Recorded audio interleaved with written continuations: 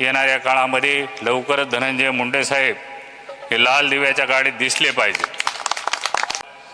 Doctor बाबासाहेबांचे आंबेडकरांचे विचार जे आहेत ते विचारांना आपण घेऊन जात असल्यामुळं आपल्याला कधीही हार या ठिकाणी आपल्याला मिळणार नाही आणि येणाऱ्या काळामध्ये डॉक्टर बाबासाहेबांचे आशीर्वाद धनंजय मुंडे साहेबांच्या पाठीशी आहेत आणि पुन्हा एकदा आज आपल्या या पूर्णाकृती पुतळ्याच्या अनावरणाच्या प्रसंगी एवढीच बाबासाहेबांना आणि गौतम बुद्धांना प्रार्थना करतो की येणाऱ्या काळामध्ये लवकरच धनंजय मुंडे साहेब हे लाल दिव्याच्या गाडीत दिसले पाहिजे,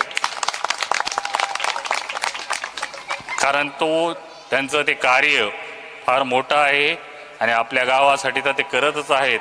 पंचक्रोशीसाठी सुद्धा करावं आणि या सबंध महाराष्ट्रासाठी त्यांनी काम करावं एवढीच त्यांना शुभेच्छा देतो आणि पुन्हा एकदा आपणा सर्वांना मानाचा जय भीम करून मी माझे 2 शब्द संपवतो। धन्यवाद।